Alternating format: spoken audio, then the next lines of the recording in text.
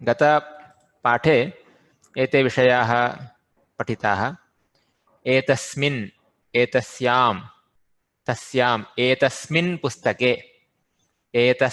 पुस्तके कथा अस्ति। एतस्यां लेखन्याम्, एषा लेखनी एतस्यां लेखन्यां मसी नास्ति।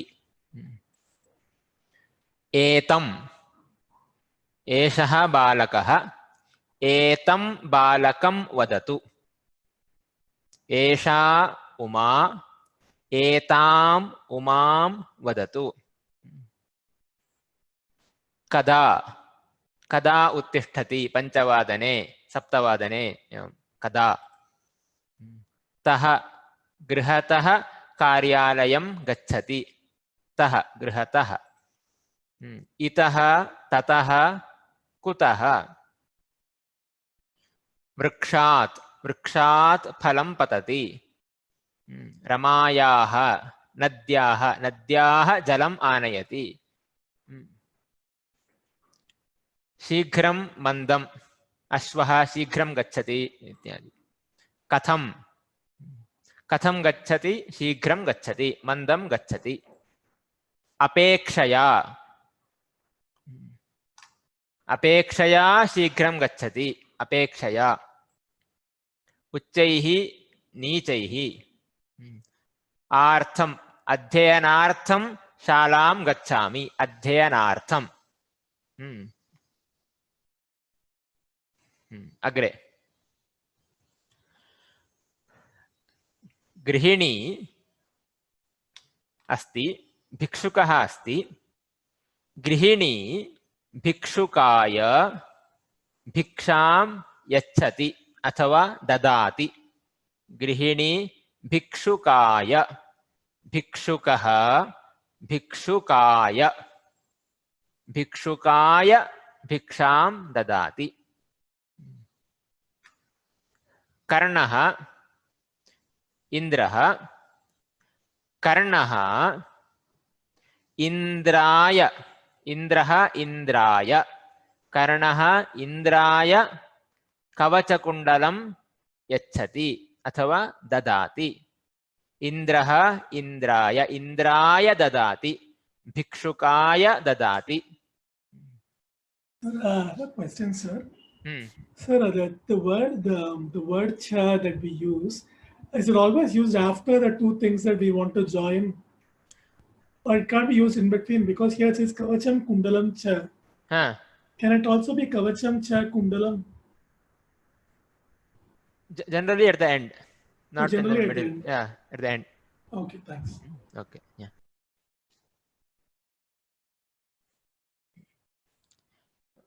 एकलव्यः द्रोणाचार्यः, एकलव्यः द्रोणाचार्याय, द्रोणाचार्यः द्रोणाचार्याय, द्रोणाचार्याय अंगुष्ठं ददाति, अंगुष्ठं ददाति।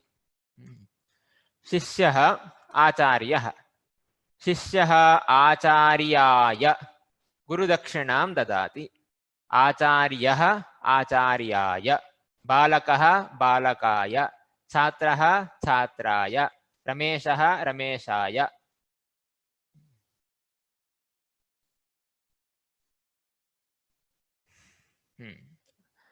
अन्यत् जननी बालकः बालकाय दुग्धं ददाति, दुग्धं क्षीरं, बालकः बालकाय।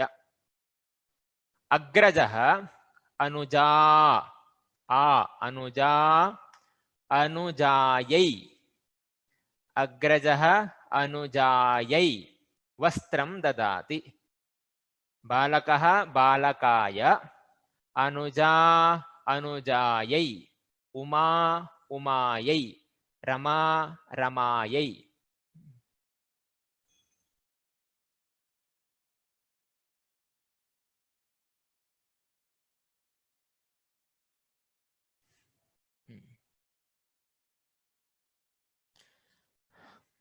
पतिः पत्नी, पत्नी पत्न्यै, पतिः पत्न्यै उपहारं ददाति।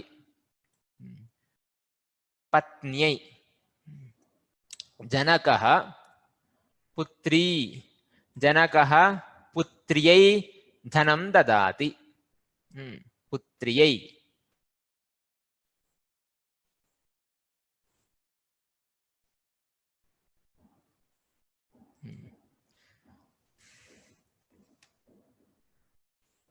वृक्षः वृक्षाय रामः रामाय गणेशः गणेशाय लेखकः लेखकाय आसन्दः आसन्दाय आ रमा रमायै उमा उमायै माला मालायै पेटिका पेटिकायै मापिका मापिकायै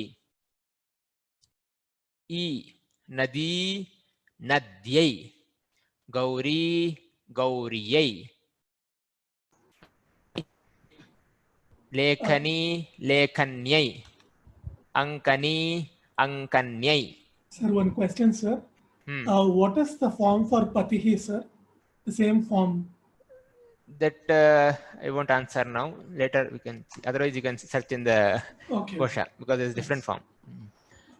Phalam phalaya, dhanam dhanaya, griham grihaya, vanam vanaya, shariram shariraya. These are only general forms. There are many exceptions. If you enter into exceptions, you never understand general also. General, so there is difficulty.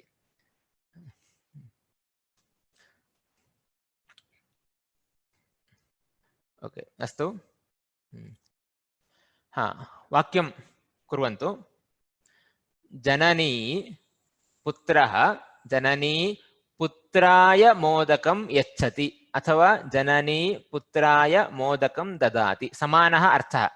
यच्छति ददाति अर्थः समानः. अध्यापकः छात्रः पुस्तकं यच्छति. चन्द्रमौळि. अध्यापकः छात्राय पुस्तकं यच्छति. सम्यक्. अध्यापकः छात्राय पुस्तकं यच्छति.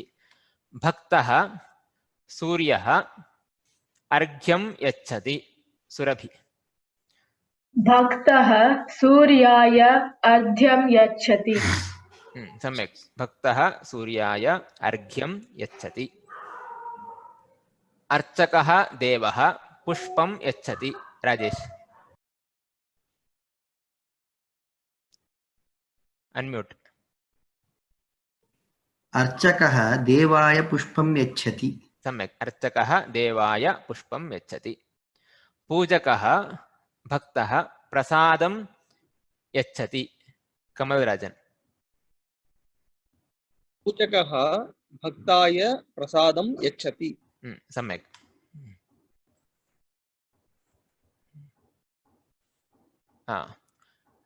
अनुजा अग्रजः अनुजा अनुजायै अग्रजः अनुजायै अंकनीं यच्छति. जनकः कन्या कर्कटीं यच्छति. वेंकटजी. जनकः कन्यायै कर्कटीं यच्छति. जनकः कन्या कन्यायै कन्यायै कर्कटीं यच्छति.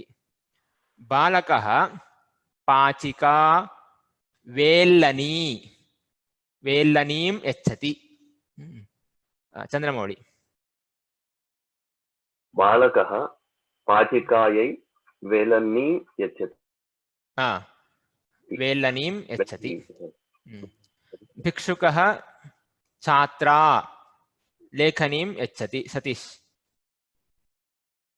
शिक्षकः छात्रायै लेखनीं यच्छति. सम्यक्. गृहिणी बुभुक्षिता भोजनं यच्छति. रामचन्द्रन्. अस्ति वा? गृहिणी बुभुक्षितायै भोजनं यच्छति. गृहिणी बुभुक्षितायै भोजनं यच्छति. अनुजा अनुजायै कन्या कन्यायै. पुत्री जननी पुत्री पुत्र्यै मालां यच्छति। गृहस्थः गृहिणी शाटिकां यच्छति। सुरभि। गृहस्थः गृहिण्यै शाटिकां यच्छति। सम्यक्। पाचकः विद्यार्थिनी रोटिकां यच्छति। राजेश। पाचकः विद्यार्थिन्यै रोटिकां यच्छति। सम्यक्। धनिकः भिक्षुकी वस्त्रं यच्छति। चन्द्रमौळि। धनिकः भिक्षुक्यै वस्त्रं यच्छति। सम्यक्। वैद्यः नन्दिनी औषधं यच्छति। कुमार्जी।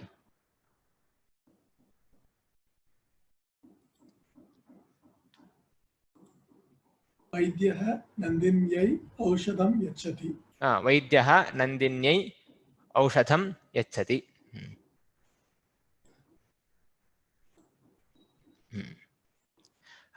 भवन्तः वाक्यं वदन्ति अनन्तरं श्लोकं पठामः। वाक्यं वदन्तु किमपि।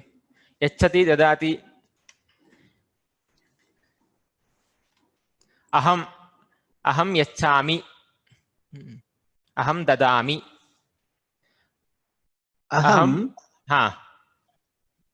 अहं पुत्र्यै पुस्तकं ददामि। सम्यक्। अहं पुत्र्यै पुस्तकं ददामि। उत्तमम्। अन्ये। आचार्यः शिक्षाय विद्यां ददाति। आचार्यः छात्राय विद्यां ददाति। शिक्षाय किं शिक्षा? शिक्षकाय। आचार्यः शिक्षकाय। शिक्षकः अपि आचार्यः। आचार्यः शिक्षकाय ददाति। अस्तु। आचार्यः शिक्षकाय विद्यां ददाति। अन्ये।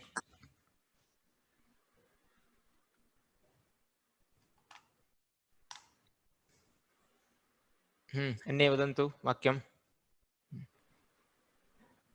देवः भक्ताय वरं ददाति। सम्यक्। देवः भक्ताय वरं ददाति। वैद्यः रुग्णाय औषधं ददाति। सम्यक्। वैद्यः रुग्णाय औषधं ददाति।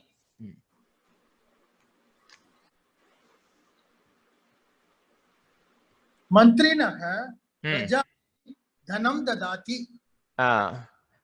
प्रजायै धनं ददाति। सम्यक्।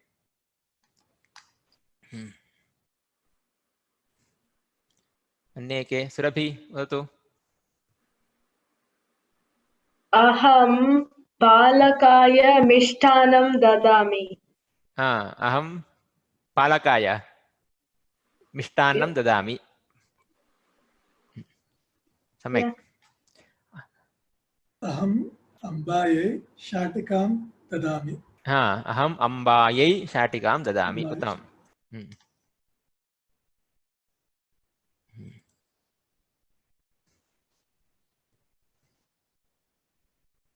अन्यत्?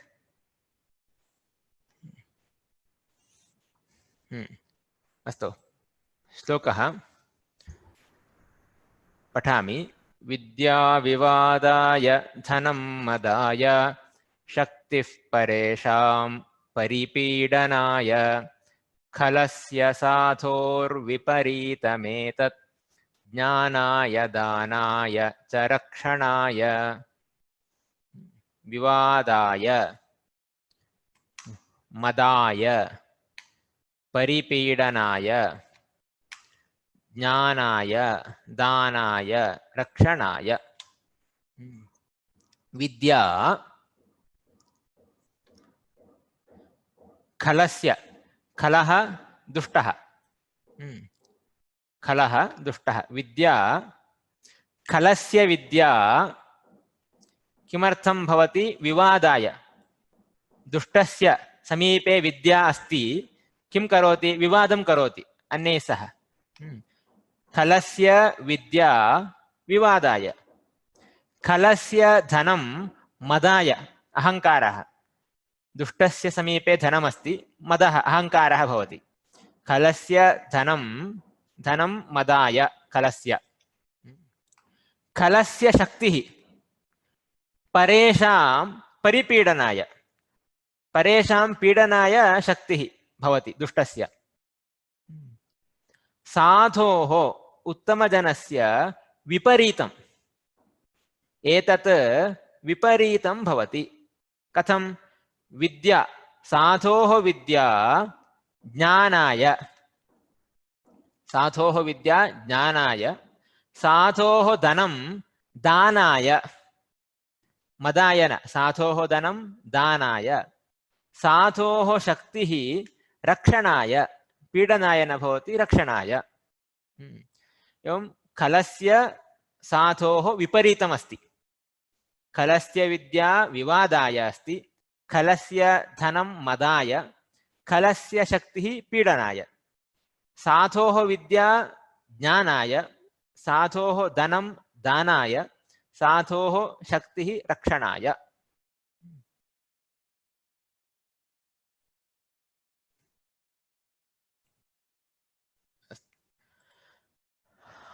पुनः स्मरणं वृक्षः वृक्षौ वृक्षाः वृक्षः अस्ति वृक्षौ स्तः वृक्षाः सन्ति वृक्षस्य नाम आम्रः वृक्षे फलानि सन्ति वृक्षं पश्यतु वृक्षात् फलं पतति बालकाय फलं ददातु वृक्षः वाक्येन भवति अतः बालकः इति स्वीकृतं बालकाय फलं ददातु एवं वृक्षः वृक्षाय बालकः बालकाय बालकाय फलं ददातु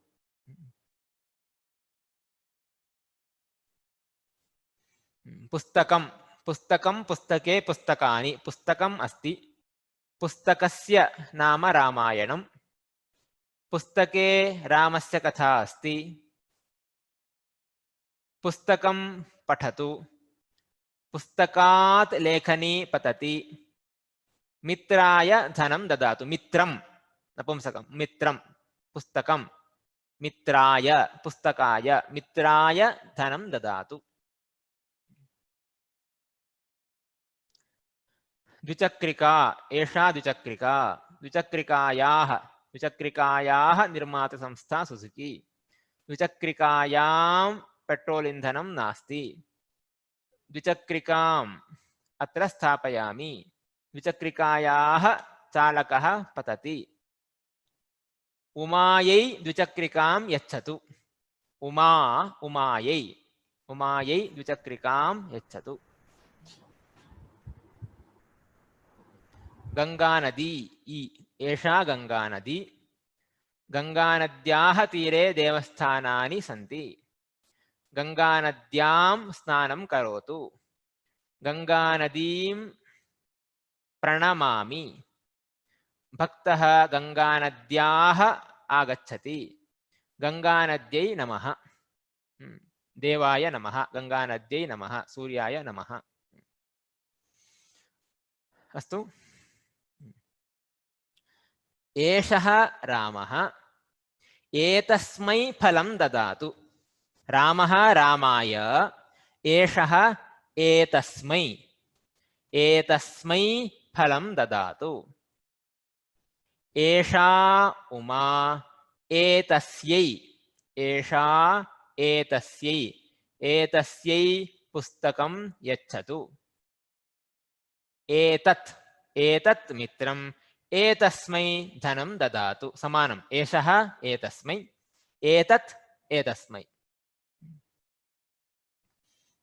एषः एतस्मै एषा एतस्यै एतत् एतस्मै सः तस्मै सः बालकः तस्मै कन्दुकं ददातु तस्मै सा तस्यै एषा एतस्यै सा तस्यै तत् तस्मै कः कस्मै कस्मै ददामि फलं कस्मै ददामि का कस्यै बालिकायै ददामि कस्यै बालिकायै ददामि किं कस्मै अहं मह्यं मह्यम् अहं मह्यं मह्यं ददातु मह्यं पुस्तकं ददातु त्वं तुभ्यं तुभ्यं पुस्तकं ददामि त्वं तुभ्यं भवान् भवते भवते पुस्तकं ददामि किमपि वाक्यं वदन्ति मह्यं पायसं बहु रोचते सम्यक् मह्यं पायसं रोचते तस्मै गुरवे नमः तस्मै गुरवे नमः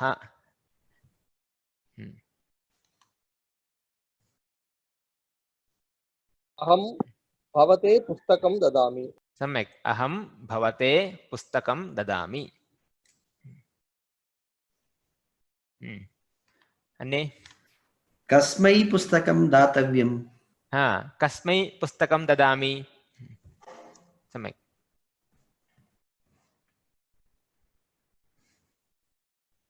सः मह्यं पुस्तकं ददाति सः मह्यं पुस्तकं ददाति उत्तमम् अन्यः कोऽपि कुमार जी अनम्यूट सा कमला तस्यै धनं ददातु उत्तमं सा कमला तस्यै धनं ददातु सम्यक्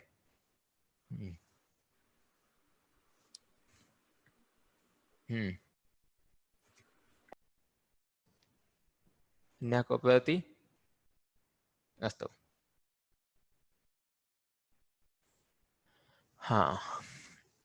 अग्रे बालकः हस्तः बालकः हस्तेन हस्तः हस्तेन बालकः हस्तेन लिखति कूर्चः चित्रकारः कूर्चेन चित्रं निर्माति कूर्चः कूर्चेन हस्तः हस्तेन कूर्चः कूर्चेन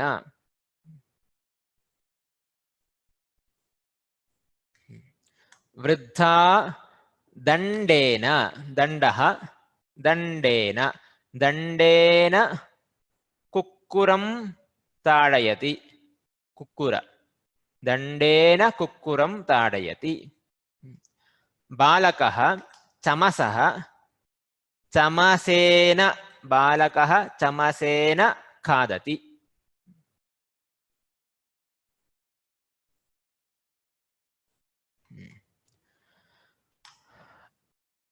वाक्यं वदन्तु चन्द्रमौळि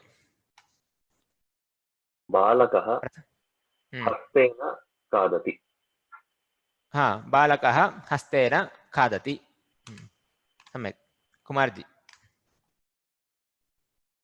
अहं कूर्चेन दन्तधावनं करोमि सम्यक् अहं कूर्चेन दन्तधावनं करोमि सतीश बालकः चमसेन खादति सम्यक् बालकः चमसेन खादति सुरभि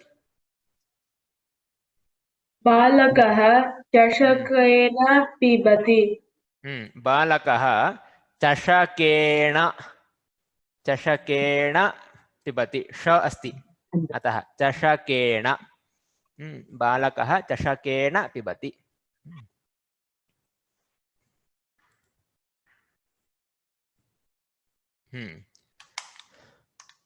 हेलो कुमार जी हेलो अहं फेनकेन स्नानं करोमि अहं फेनकेन स्नानं करोमि सम्यक् कमलराजन् जी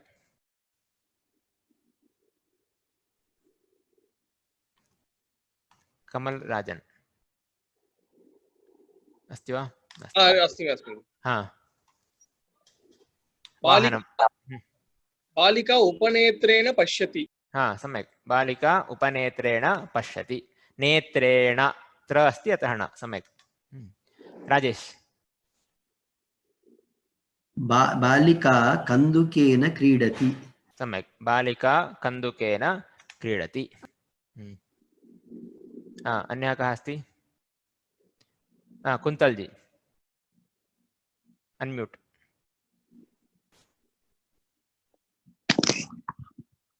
हाँ कुन्तल अनम्यूट करोतु नास्ति न श्रूयते बालिका उपनेत्रेण पश्यति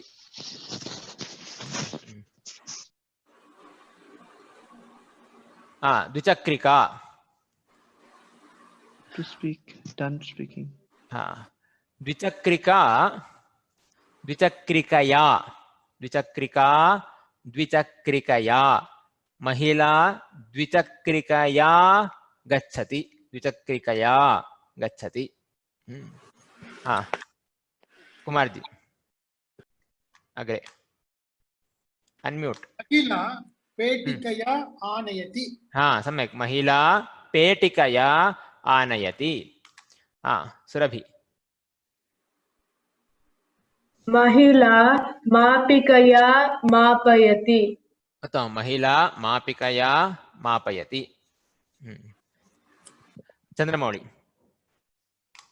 महिला लेखन्या लेखन्या ओके महिला लेखन्या लिखति महिला लेखन्या लिखति द्विचक्रिका द्विचक्रिकया लेखनी लेखन्या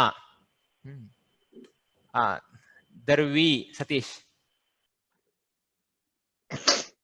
महिला दर्व्या परिवेशयति उत्तमं महिला दर्व्या परिवेशयति दर्वी दर्व्या लेखनी लेखन्या द्विचक्रिका द्विचक्रिकया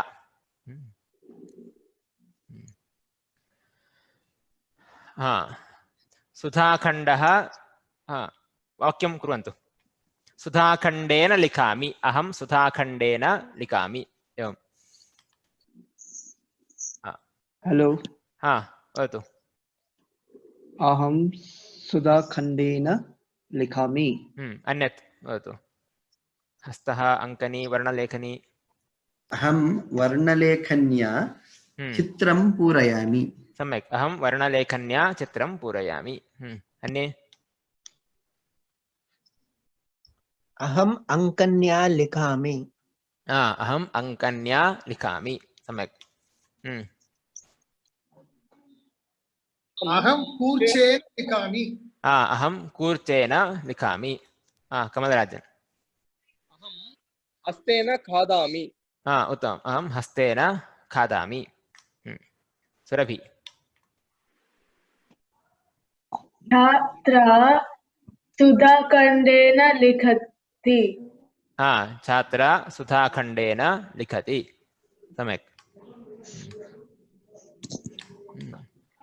अस्तु सुधाखण्डः सुधाखण्डेन हस्तः हस्तेन अङ्कनी अङ्कन्या वर्णलेखनी वर्णलेखन्या लेखनी लेखन्या अस्तु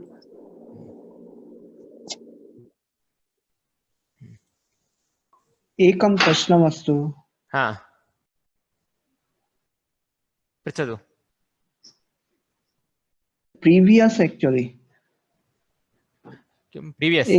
प्रीवियस् अत्र when that ramena and ramena na and na when it will be मया पूर्वम् उक्तं र अस्ति चेत् न र अथवा श can you just rectify when it will be na when it will be dantan na सत्यं रामेण ऋ अस्ति अतः न कृष्ण तत्र इस् डिफरेंट ओके अन्यत् अन्यत् किमस्ति कूर्च there are rules if I can't explain those rules okay just those general explanation I can give generally r sh but again I can't show in every example because there are exceptions. So wherever there is ra, I can't say there is na. I'll always find exceptions in Sanskrit. So it's a general thing. Okay. Rama Ramena किमर्थं र अस्ति अतः रामेण. Ra asti na. Okay. The general rules. Okay. This is a general rule. Even sha asti adapi na bhavati. Sha asti sha ra sha asti na. At least two this the things. Okay. Yeah, this is a general rule. General rules. परम कृष्णेन न भवति इति कृष्णेन इत्येव कृष्णेन न भवति अतः उक्तम् एक्सेप्शन्स् अस्ति एव सामान्यतः एवं ओके थैंक्स धन्यवाद अस्तु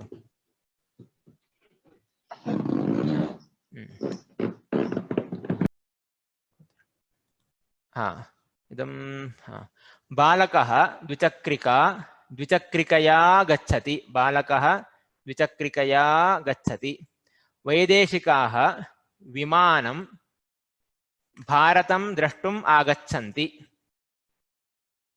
सतीश वैदेशिकाः विमानेन भारतं द्रष्टुम् आगच्छन्ति सम्यक् वैदेशिकाः विमानेन भारतं द्रष्टुम् आगच्छन्ति नवपरिणीता शिबिका श्वशुरगृहं गच्छति कमलराजन् नवपरिणीता शिबिकया श्वशुरगृहं गच्छति सम्यक् शिबिकया श्वशुरगृहं गच्छति वयम् अश्वशकटः गच्छामः सुरभि वयम् अश्वशकटेन गच्छामः सम्यक् यूयं रथः कुत्र गच्छथ चन्द्रमौळि यूयं रथेन कुत्र गच्छथ सम्यक् यूयं रथेन कुत्र गच्छथ जनाः लोकयानं यात्रां कुर्वन्ति कुमारजी जनाः लोकयानेन यात्रां कुर्वन्ति सम्यक् जनाः लोकयानेन यात्रां कुर्वन्ति एतौ वृषभशकटः ग्रामं गच्छतः सतीश एतौ वृषभशकटेन ग्रामं गच्छतः सम्यक् एतौ वृषभशकटेन ग्रामं गच्छतः संस्कृतं संस्कृतेन अहं संस्कृतेन वदामि गूर्जराः गूर्जरभाषा वदन्ति कुन्तल् गुर्जर भाषायां वदन्ति भाषया गुर्जर भाषया बालिका बालिकया भाषा भाषया ओके या गुर्जराः गुर्जर भाषया वदन्ति भारतीयाः राष्ट्रभाषा वदन्ति चन्द्रमौळि भारतीयाः राष्ट्रभाषया वदन्ति बालकाः मातृभाषा व्यवहरन्ति कुमारजी बालकाः मातृभाषया व्यवहरन्ति सम्यक् इदानीं केचन एव पालीभाषा वक्तुं शक्नुवन्ति राजेश इदानीं केचन एव पालीभाषायां वक्तुं शक्नुवन्ति पालीभाषया वक्तुं शक्नुवन्ति इदानीं लक्षाधिकाः जनाः संस्कृतभाषा व्यवहरन्ति सुरभि इदानीं लक्षाधिकाः जनाः संस्कृतभाषया व्यवहरन्ति सम्यक् सो भाषा भाषया संस्कृतं संस्कृतेन श्लोकः वाक्यं वदन्ति भवन्तः किमपि वाक्यं चिन्तयन्तु अहं द्विचक्रिकेण कार्यालयं sorry अहं द्विचक्रिकया कार्यालयं गच्छामि सम्यक् अहं द्विचक्रिकया कार्यालयं गच्छामि उत्तमम् मया कृतं पुण्यकार्येण मयि दोषाः नाशयन्ति पुण्यकार्येण दोषाः नष्टाः भवन्ति पुण्यकार्येण दोषाः नष्टाः भवन्ति मम पुण्यकार्येण दोषाः नष्टाः भवन्ति सम्यक्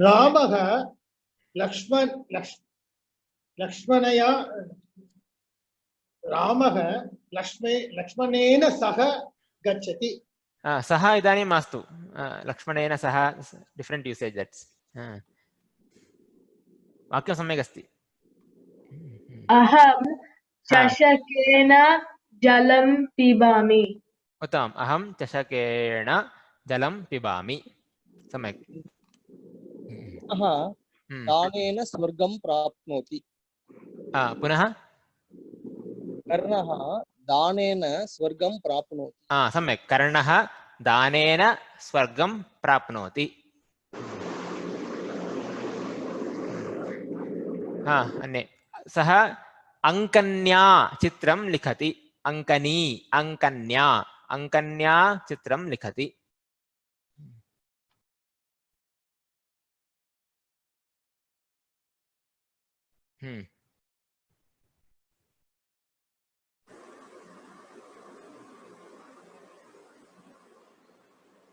अहं दण्डेन मार्जालं ताडयामि अहं दण्डेन मार्जारं ताडयामि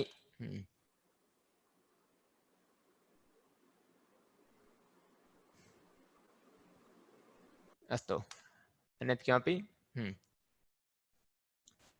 श्लोकं पठामः वदामि श्रोत्रं श्रुतेनैव न कुण्डलेन दानेन पाणिर्न तु कंकणेन विभाति कायः करुणापराणां परोपकारेण न चन्दनेन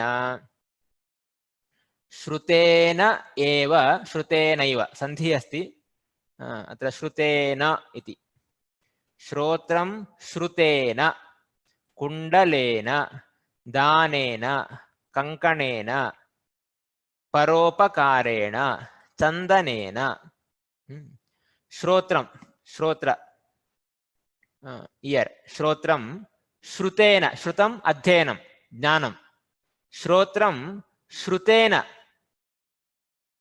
विभाति करुणापराणाम् अथवा सज्जनानां श्रोत्रम् अध्ययनेन विभाति प्रकाशते न तु कर्णकुण्डलेन कुण्डलेन न विभाति सज्जनानां श्रोत्रम् अध्ययनेन विभाति सज्जनानां पाणिः दानेन विभाति न तु कंकणेन कंकणेन न विभाति दानेन विभाति सज्जनानां कायः शरीरं कायः सज्जनानां कायः परोपकारेण विभाति न तु चन्दनेन सुगन्धद्रव्यं चन्दनेन न विभाति परोपकारेण विभाति करुणापराणां श्रोत्रं श्रुतेन विभाति न कुण्डलेन परोपकाराणां पाणिः दानेन विभाति न तु कंकणेन परोपकाराणां कायः करुणापराणां कायः परोपकारेण विभाति न चन्दनेन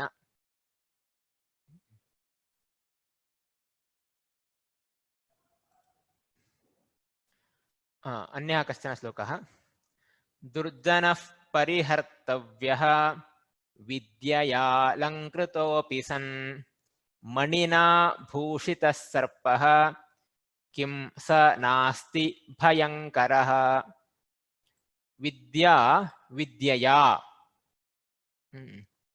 मणिः मणिना अर्थः समानः विद्यया मणिना दुर्जनः परिहर्तव्यः दुर्जनः दूरे स्थापनीयः दुर्जनः विद्यया अलङ्कृतः विद्यायुक्तः अपि दुर्जनः विद्यावान् अपि दूरे स्थापनीयः परिहर्तव्यः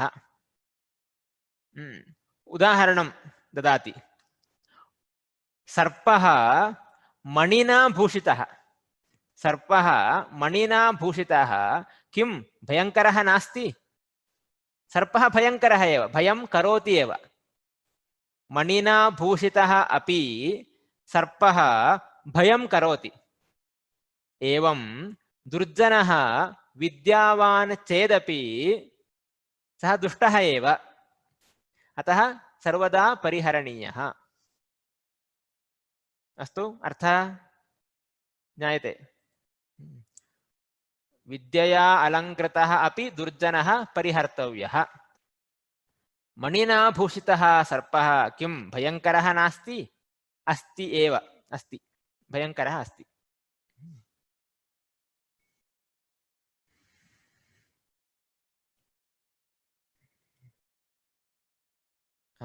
पुनः एकवारं वृक्षेण मञ्चं करोति सो वृक्षः वृक्षस्य वृक्षे वृक्षं वृक्षात् वृक्षाय बालकाय अथवा वृक्षाय वृक्षेण वृक्षेण मञ्चं करोति इदम् एकवचनं द्विवचनं बहुवचनम् अत्रापि अस्ति एकवचनं द्विवचनम् अस्ति अग्रे वदामि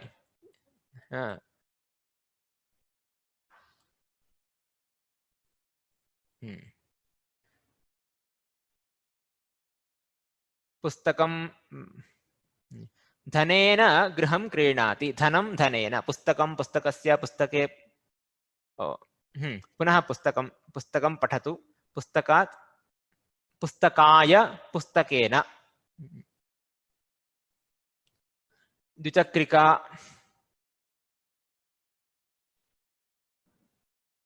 द्विचक्रिकया नगरं गच्छति द्विचक्रिकायै उमायै द्विचक्रिकायै नदी नद्यै नद्या गंगा नद्या लेखनी लेखन्या लेखन्या लिखति अस्तु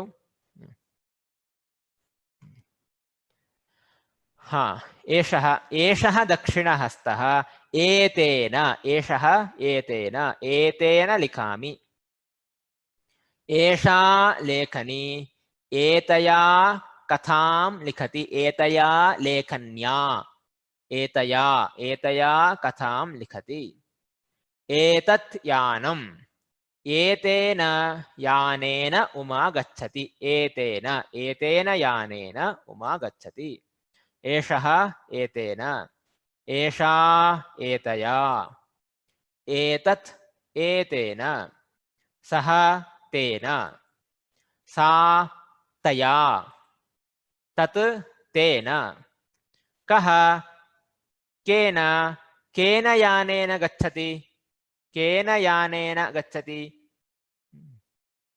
का कया कया लेखन्या लिखति किं केन अहं मया त्वं त्वया भवान् भवता अस्तु वाक्यं किमपि वदन्ति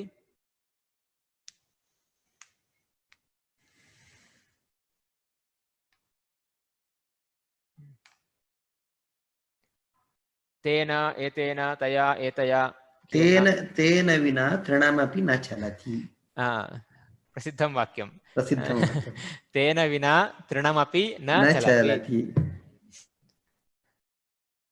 अन्ये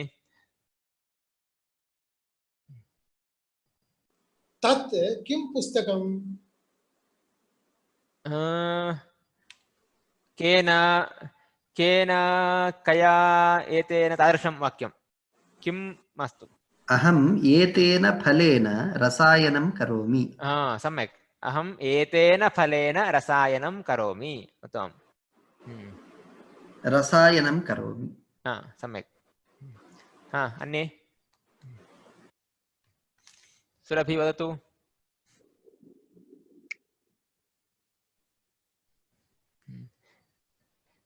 कया लेखन्या लिखति?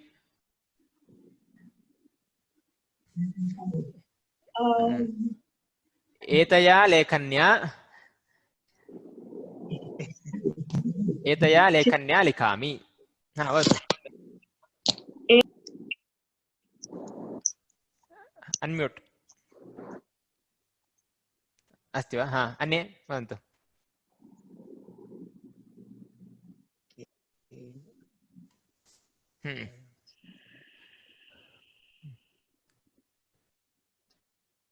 एतेन, तेन,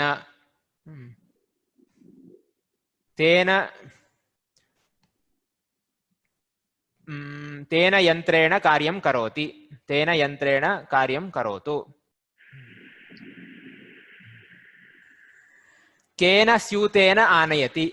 फलानि केन स्यूतेन आनयति? अहम् एतेन स्यूतेन आनयामि अथवा अहं तेन स्यूतेन आनयामि. किमपि एवम्. अन्यत् वाक्यम्? कुन्तल जी. एतेन बालकः क्रीडति. एतेन बालकः क्रीडति. एतेन कन्दुकेन बालकः क्रीडति. सम्यक्. भवान् केन मार्गेण पाठशालां गच्छति? उत्तमं.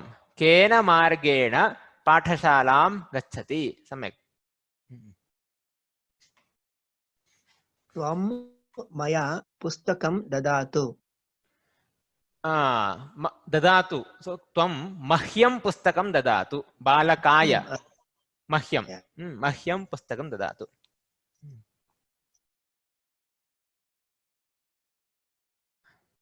अन्यत् किमपि अस्ति वाक्यम्? अस्तु. इदानीम् अन्यत् वाक्यं दीर्घवाक्यं करोमि. शृण्वन्तु. अनन्तरं भवन्तः वदन्तु. ददाति. कः ददाति? पिता ददाति. पिता किं ददाति? पिता धनं ददाति. पिता कस्य धनं ददाति? पिता स्वस्य धनं ददाति. पिता केन ददाति? पिता स्वस्य धनं हस्तेन ददाति. स्वस्य धनं हस्तेन ददाति. पिता कस्मै ददाति? पिता स्वस्य धनं हस्तेन पुत्राय ददाति. पुत्राय ददाति. कुतः ददाति? पिता स्वस्य धनं हस्तेन पुत्राय कोशतः, कोशः अथवा कोशात् ददाति. कुत्र ददाति? पिता स्वस्य धनं हस्तेन पुत्राय कोशतः गृहे ददाति. कदा ददाति?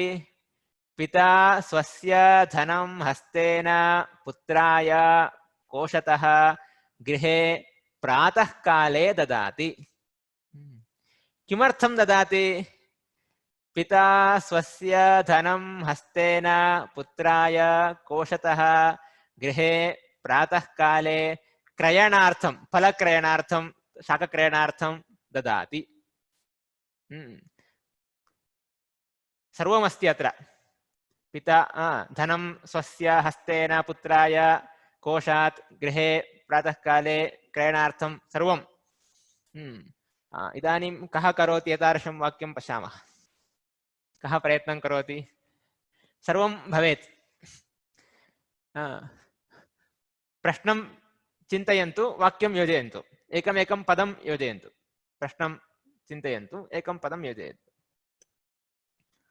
ददाति इत्येव ददाति यच्छति किमपि स्वीकरोतु वाक्यं योजय करोतु सः कस्मै पुस्तकं ददाति आरम्भतः सम्पूर्ण दीर्घवाक्यं ओ एकं वाक्यं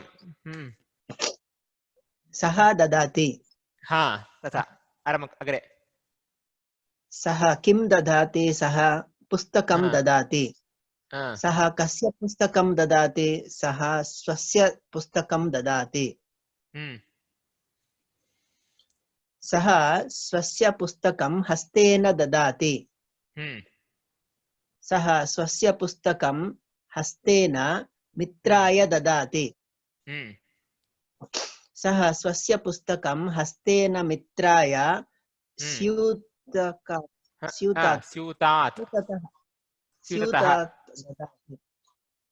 स्यूतात् ददाति सः स्वस्य पुस्तकं हस्तेन मित्राय स्यूतात् पाठशाले ददाति पाठशालायां ददाति सः स्वस्य पुस्तकं हस्तेन मित्राय स्यूतात् पाठशालायां मध्याह्नकाले ददाति सम्यक् अन्ते सः स्वस्य पुस्तकं हस्तेन मित्राय स्यूतात् पाठशालायां मध्याह्नकाले पठनार्थं ददाति उत्तमं सम्यक् अन्यः कः प्रयत्नं करोति कुन्तल् जी सः किं ददाति सः वस्त्रं ददाति सः वस्त्रं ददाति सः किं वस्त्रं ददाति कस्य वस्त्रं ददाति सः बालकं कस्य वस्त्रं अन्यस्य स्वस्य जनन्याः जनकस्य कस्य मित्रस्य दिस इज फ्रेंच सः मित्रस्य वस्त्रं ददाति सः मित्रस्य वस्त्रं सः मित्रस्य वस्त्रं हस्तेन ददाति मित्रस्य वस्त्रं हस्तेन ददाति सः मित्रस्य वस्त्रं हस्तेन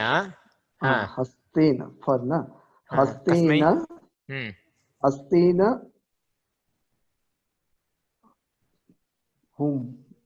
कस्मै ददाति कस्मै उत्तरं किम्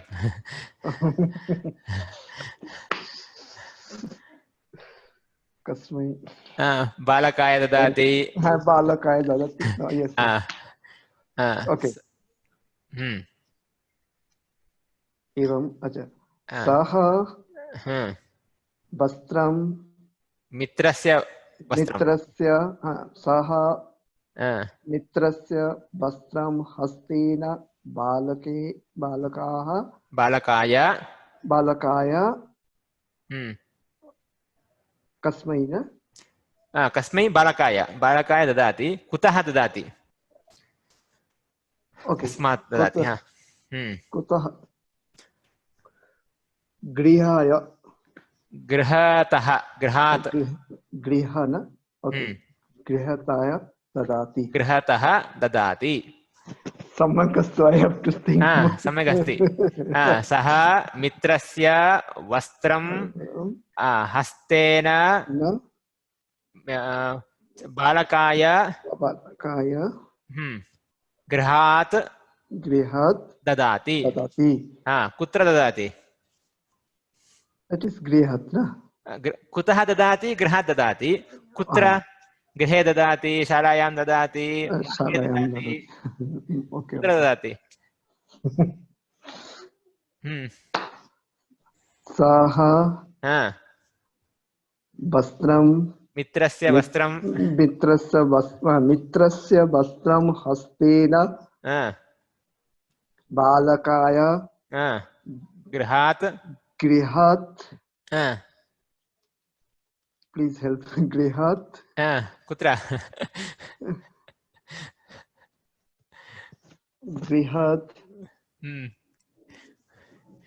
शालायां ददाति okay shalayam dadati okay shalayam dadati then it is be अग्रे सः मित्रस्य वस्त्रं हस्तेन बालकाय गृहात् शालायां ददाति कदा ददाति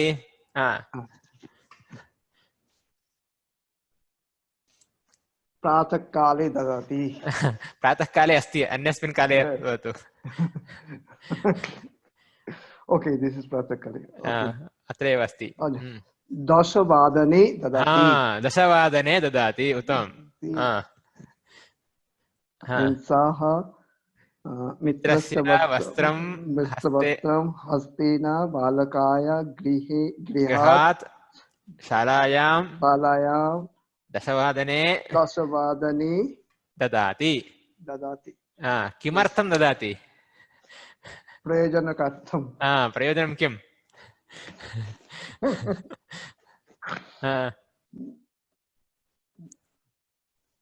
किमर्थं सेवार्थं please help others सेवार्थं विक्रयणार्थं सेवार्थं ददाति सम्पूर्णं वाक्यं वदतु इदानीं ओके सः मित्रस्य वस्त्रं हस्तेन बालकाय गृहात् पाठशालायां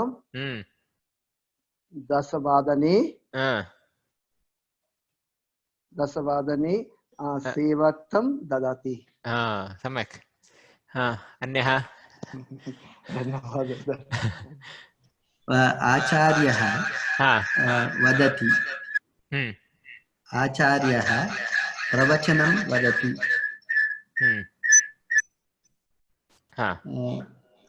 आचार्यः रामायणस्य प्रवचनं वदति There's actually there's an echo from your speaker, I think. Yeah.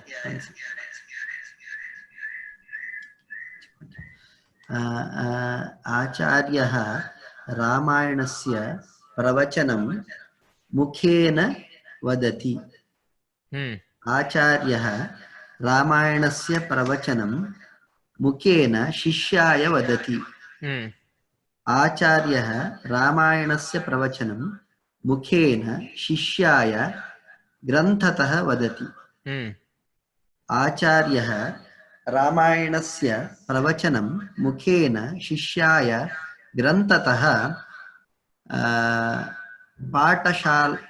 पाठशालायां वदति आचार्यः रामायणस्य प्रवचनं वदनेन मुखेन शिष्याय ग्रन्थतः पाठशालायां मध्याह्नकाले सायङ्काले वदति आचार्यः रामायणस्य प्रवचनं मुखेन शिष्याय ग्रन्थतः पाठशालायां सायङ्काले ज्ञानार्जनार्थं वदति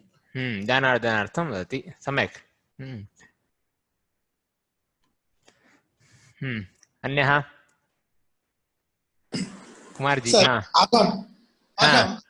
अहं ददामि अहं धनं ददामि अहं जनकस्य धनं ददामि अहं जनकस्य धनं हस्तेन ददामि अहं जनकस्य धनं हस्तेन पुत्राय ददामि अहं जनकस्य धनं हस्तेन पुत्राय कोशतः ददामि अहं जनकस्य धनं कोशः अत्र अस्ति अन्यत् पदं वदतु कोशः अत्र अस्ति it is there in the slide shirt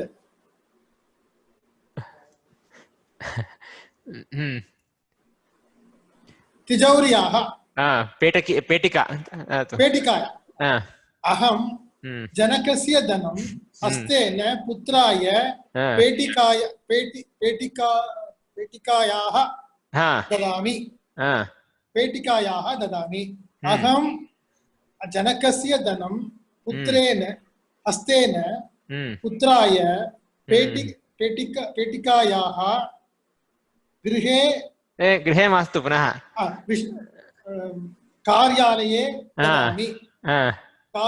ददामि अहं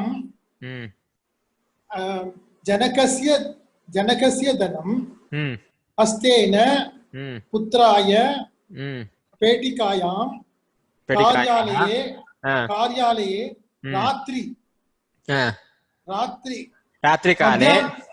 रात्रिकाले ददामि अहं पितरस्य धनं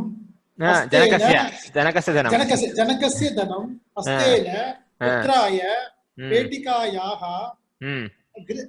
कार्यालये रात्रिकाले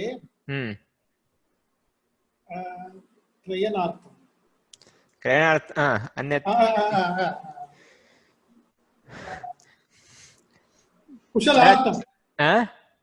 कुशलार्थं चलचित्रदर्शनार्थं रात्रिकाले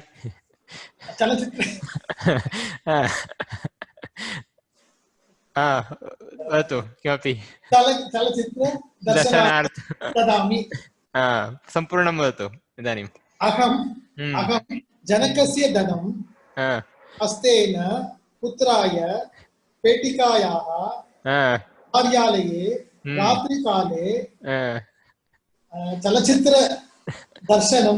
दर्शनार्थं ददामि सम्यक् उत्तमम् अन्ये कः अस्ति चन्द्रमौळि ददाति इति पदं वा ददाति यच्छति सुलभं भवति राजा ददाति राजा धनं ददाति राजा स्वस्य धनं ददाति राजा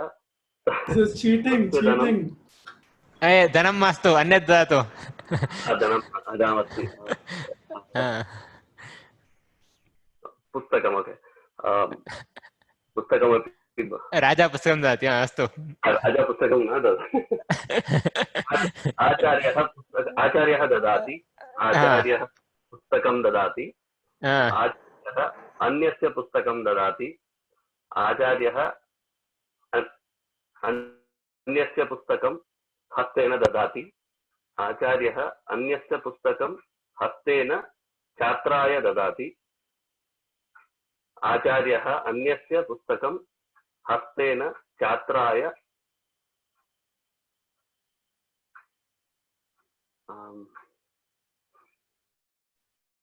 किम्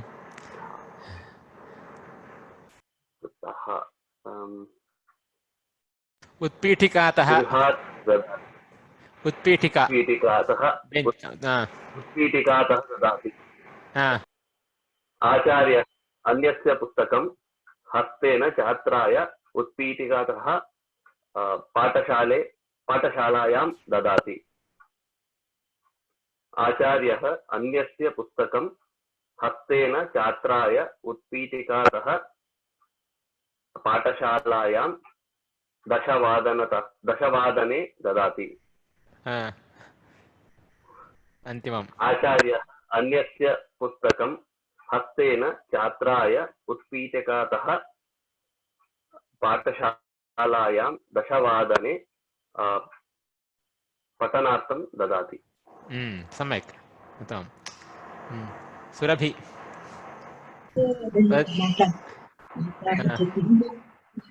माता पचति माता भोजनं पचति माता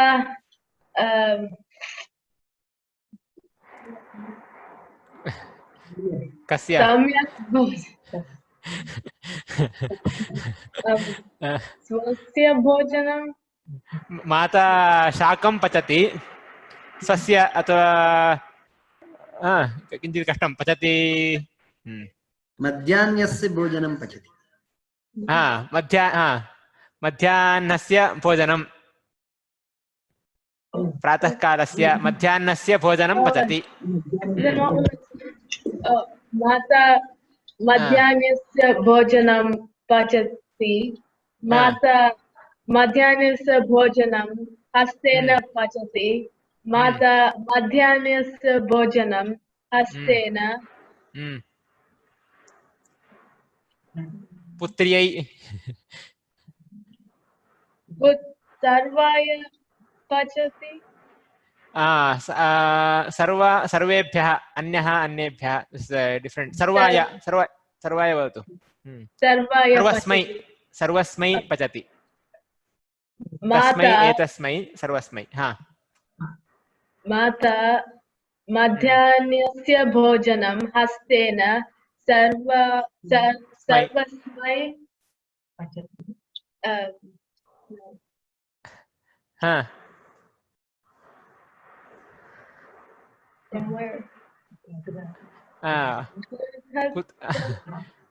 गृहात्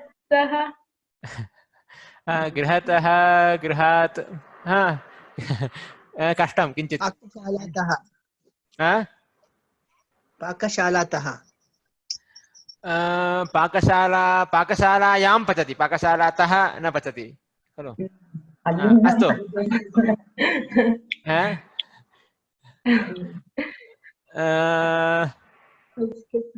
vessels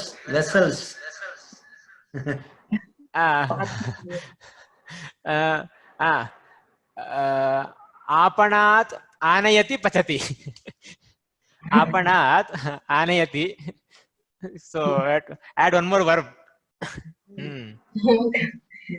माता मध्याह्नस्य भोजनं हस्तेन सर्वस्मै शाकम् आपणात् आनयति पचति आपणात् आनयति पचति माता मध्याह्नस्य भोजनं हस्तेन सर्वस्मै कुत्र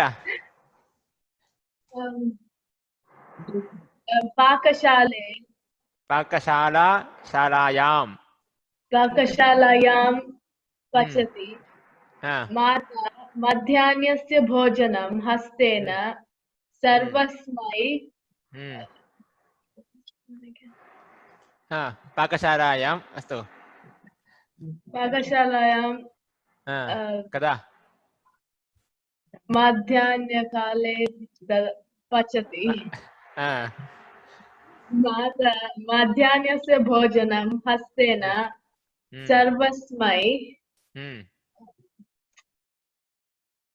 पाकशालायां मध्याह्नकाले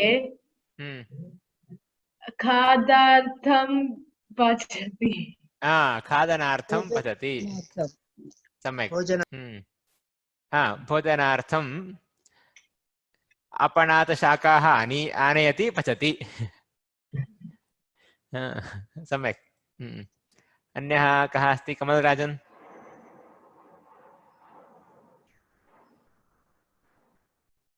Can I try? Yes. Amba yachati. Amba annam yachati. Amba swasya annam yachati. Amba swasya annam patrena yachati. Amba swasya annam patrena bhikshukaya yachati. Amba swasya annam patrena bhikshukaya koshat yachati. Amba swasya annam patrena bhikshukaya koshat mandire yachati. Amba swasya annam patrena bhikshukaya koshat I said mandire madhyana kale yachati. Amba swasya annam patrena bhikshukaya koshat mandire madhyana kale punyartham yachati.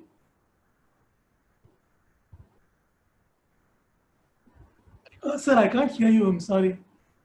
Sir, you have to unmute. बुभुक्षा निवारणार्थं यच्छति Sorry, so what, sir, can you come from the beginning, please? बुभुक्षा निवारणार्थं यच्छति. बुभुक्षा. बुभुक्षा, okay. बुभुक्षा निवारणं. बुभुक्षा निवारणार्थं यच्छति. Okay. Thanks. पुण्यार्थं यच्छति. सम्यक्. अस्तु. अस्तु, उत्तमं. संस्कृतं जानन्ति इदानीं सर्वे. सम्यक् वदन्ति वाक्यं. So the cheat sheet was right in front, sir. So all we had to do was fill in the blanks. Means you have to practice like this. So there is a vakyam kurvanti agachati. See. So you did sentence with all this, no? Vrikshaha, vrikshasya, vrikshe, vriksham, vrikshat, vrikshaya, vrikshena. In Sanskrit, this is called vibhakti. This is a technical term, therefore I am just introducing this. Vrikshaha, vriksho, vrikshaha is called prathama in grammar. Vrikshaha asti, dvitiya, vriksham, dvitiya, vrikshena, tritiya, vrikshaya, chaturthi, vrikshat, panchami, vrikshasya, vrikshayoho, vrikshanam, that we did, shashti, and vrikshe saptami. So द्विवचनं बहुवचनं न कृतं. सर्वस्य न अभवत्. अत्र द्विवचनम् अस्ति, बहुवचनम् अस्ति अत्र सर्वत्र. So that I will introduce later. अत्रापि अस्ति द्विवचनं बहुवचनं. So in grammar you will find these words prathama, dvitiya, tritiya. Even in some, if you open any Sanskrit book or Sanskrit grammar book, you will find prathama, dvitiya, bhakti, tritiya, bhakti, chaturthi, bhakti, like this. Astu? Yeah. Agre. So idanim bhutakalaha. Gacchati, gatavan. Balakah gacchati. Balakah gatavan. Saha hyaha pathashalam gatavan. So balakah hyaha पाठशालां गतवान्. तत्र पाठं पठितवान्. तत्र बालकः पाठं पठितवान्. तत्र लेखनं लिखितवान्, कथां लिखितवान्. पाठशालायां कथां लिखितवान्. पाठशालायां बालकः क्रीडितवान्. ह्यः पाठशालायां ह्यः बालकः क्रीडितवान्. खादितवान्. ह्यः पाठशालायां भोजनं खादितवान्. गच्छति गतवान्. पठति पठितवान्. लिखति लिखितवान्. क्रीडति क्रीडितवान्. खादति खादितवान्. उत्तिष्ठति उत्थितवान्. उत्तिष्ठति उत्थितवान्. And atra, so it is there in the chart. Previously I shared chart. Oh, kutra asti?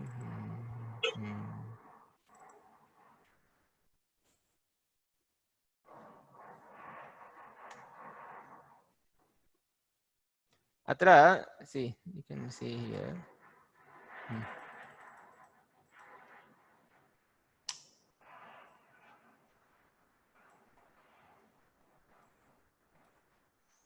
Gacchati gatavan. Pathati pathitavan. Patati patitavan. Atra. Kridati kriditavan. Vadati uktavan. Vadati ukta. Uktavan. Pibati pitavan. Likhati likhitavan. Nayati nitavan. Pashyati drishtavan. Pashyati drishtavan. Prichati prishtavan. Bhavati abhavat. Bhavati abhavat. Milati militavan. Tyajati tyakta tyaktavan. Khadati khaditavan. Janati ज्ञातवान् करोति कृतवान्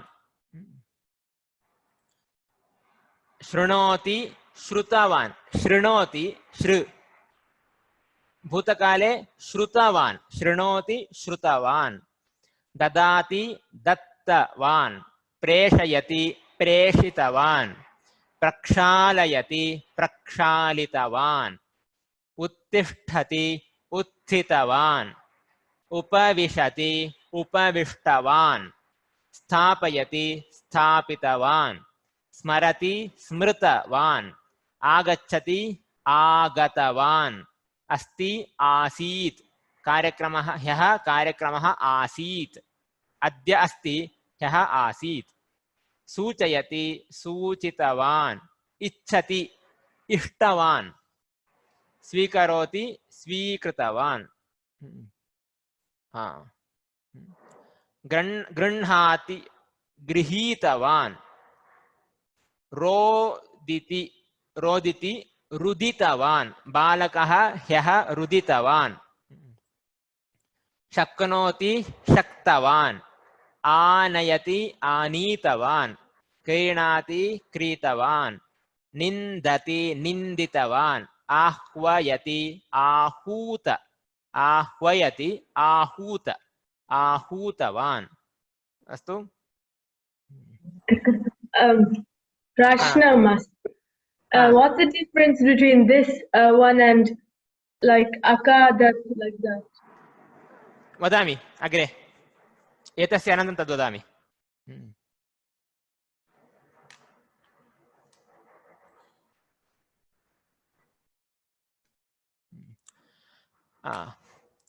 एकवचनं बहुवचनं दत्तवान् एकवचनं दत्तवन्तः बहुवचनं बालकः दत्तवान् बालकाः दत्तवन्तः नतवान् नमस्करोति नतवान् बालकः देवं नतवान् बालकाः नतवन्तः पीतवान् पीतवन्तः नीतवान् नीतवन्तः दृष्टवान् दृष्टवन्तः कृतवान् चन्द्रमौळि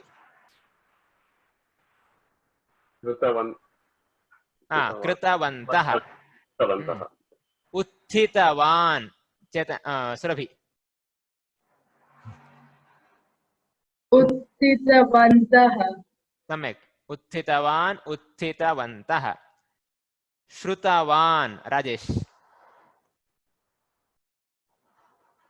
श्रुतवन्तः सम्यक् उक्तवान् कुमारजी उक्तवन्तः गीतवान् कः अस्ति सतीश गीतवन्तः सम्यक् बालकः गतवान् बालिका गतवती बालकः गतवान् बालिका गतवती गतवान् गतवती सः गतवान् सा गतवती पठितवान् रामः पठितवान् उमा पठितवती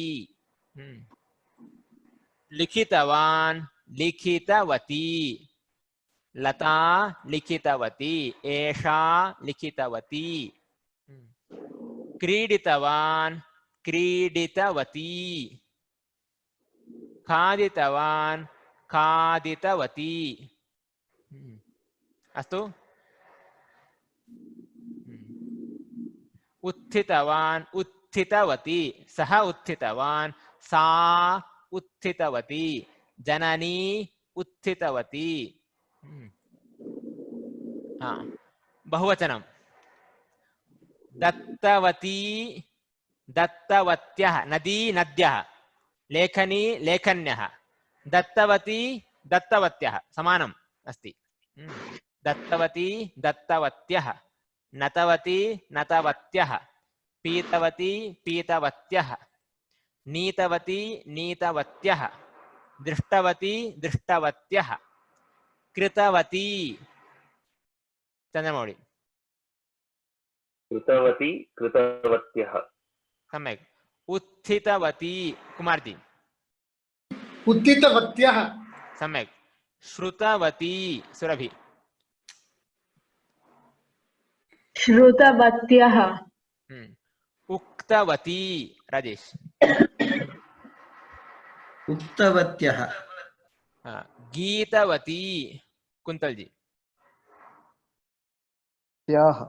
ते गीतवत्याः गीतवत्यः गीतवती गीतवत्यः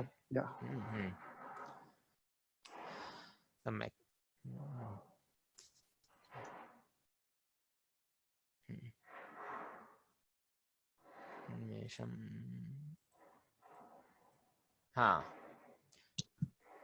वाक्यं वदन्तु बालकः मन्दिरं गत इत्यस्ति गतवान् बालकः गतवान् सः चित्रं चंद्रमौळि सः चित्रं दृष्टवान् सा प्रश्नं सुरभि पृष्टवान् सा प्रश्नं पृष्टवान् पृष्टवती पृष्टवती सा सः पृष्टवान् सा पृष्टवती भवान् कदा सतीश भवान् कदा आगतवान् सम्यक् भवान् कदा आगतवान् कुमारजी भवती वाक्यम् अनम्यूट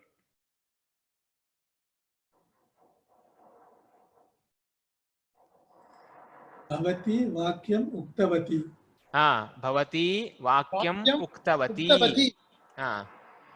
भगिनी शाटिकां कुमारजी पुनः भगिनी शाटिकां क्षालितवती भगिनी शाटिकां क्षालितवती अध्यापकः पाठं राजेश अध्यापकः पाठं बोधितवान् सम्यक् वयं पाठं कमलराजन् पुल्लिंग वयं पाठं पठितवन्तः सम्यक् वयं पाठं पठितवन्तः स्त्रीलिङ्गे वयं पाठं पठितवत्यः ताः ताः नृत्यं सतीश नृत्यं कृतवत्यः सम्यक् ताः नृत्यं कृतवत्यः सा कृतवती ताः कृतवत्यः एते अर्थं न सुरभि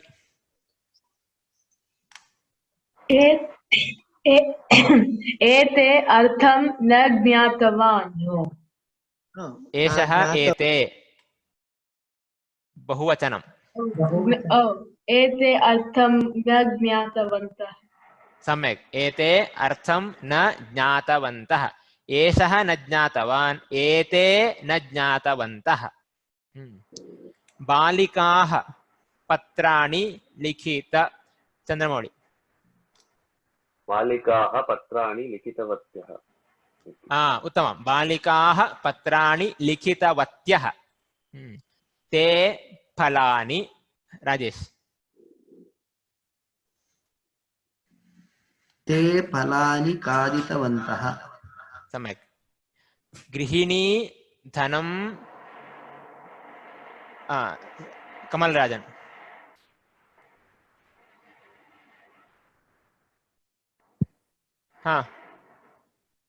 पुनः गृहिणी धनं दत्तवती उत्तमं गृहिणी धनं दत्तवती सः मां कुंतल जी अनम्यूट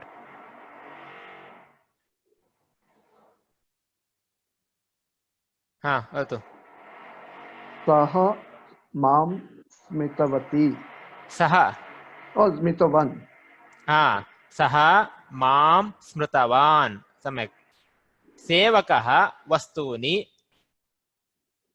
कुमारजी सेवकः वस्तूनि आनीतवान्। सम्यक्। विद्यार्थिनी लेखनीं सुरभि। विद्यार्थिनी लेखनीं स्वीकृतवत्यः।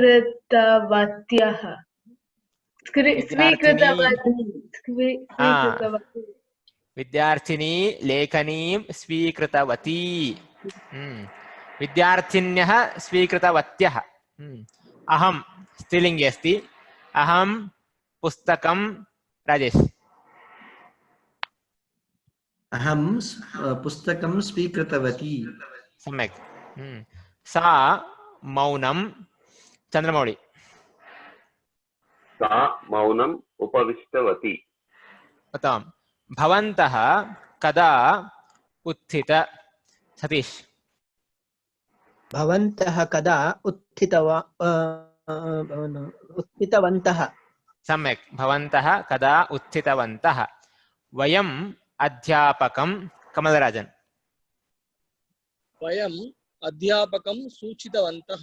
सम्यक्। वयम् अध्यापकं सूचितवन्तः। के तात्पर्यं न राजेश। के तात्पर्यं न ज्ञातवन्तः। सम्यक्। के तात्पर्यं न ज्ञातवन्तः। इतोपि अस्ति। सुधीरः क्षीरं सुरभि। सुधीरः क्षीरं पीतवान्।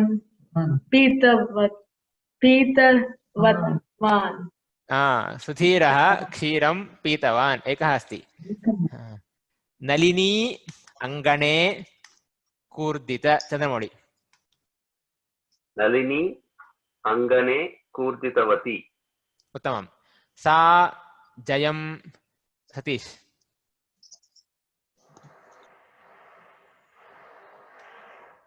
अनम्यूट। सा जयं प्राप्तवती। उत्तमं। सा जयं प्राप्तवती। एताः संगीतं कुमारजी। एताः संगीतं श्रुतवत्याः। श्रुतवत्यः। श्रुतवत्यः। उत्तमं। ते मां सुरभि। ते माम् आहूतवन्तः।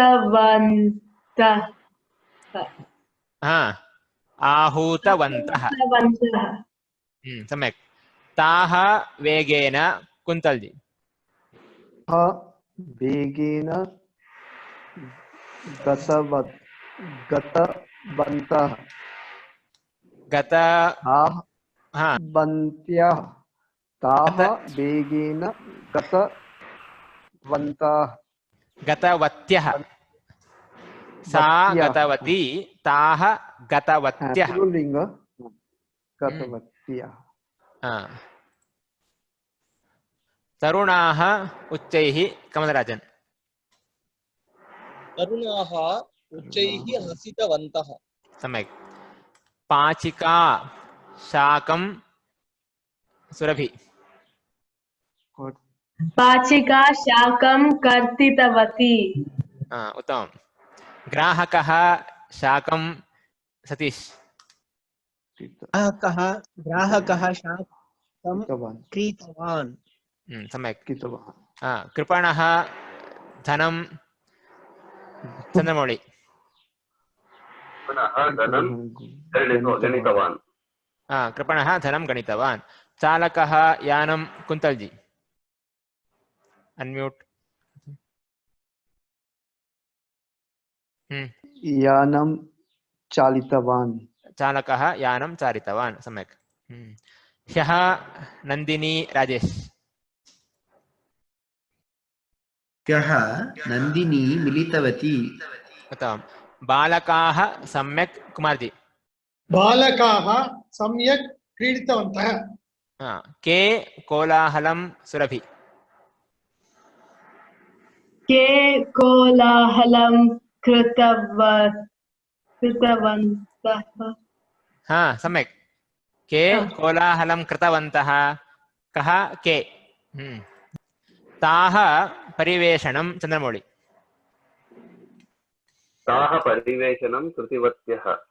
सम्यक्। ताः परिवेषणं कृतवत्यः वयं स्त्रीलिङ्गे वयं चलनचित्रं कुमारराजन्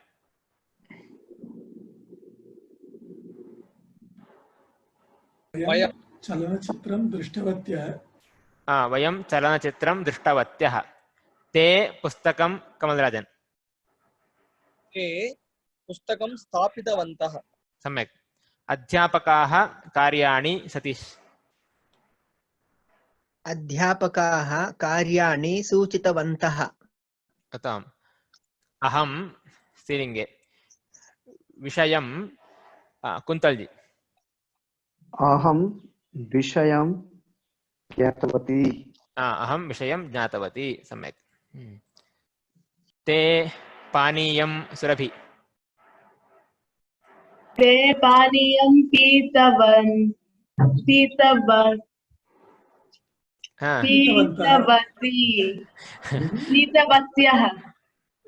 ताः पीतवत्यः ते पीतवन्तः समानं कः के पीतवन्तः के कृतवन्तः ते पीतवन्तः समानमस्ति अस्तु अग्रे अस्तु Sir, the last one can also be dual strilinga, right? Which one? So the last one can also be dual, right? Yeah, it can be, but generally the examples are in ekavachana and bahuvachana. It can be dvivachana, correct? Okay. Sate. Yeah. So then it will be pitavatyo, like nadi nadyau, nadyah, pitavatyo. सम्यक् अस्तु अत्र समापयामः किञ्चित् अभ्यासं कुर्वन्तु भूतकालस्य गतवान् गतवन्तः गतवती गतवत्यः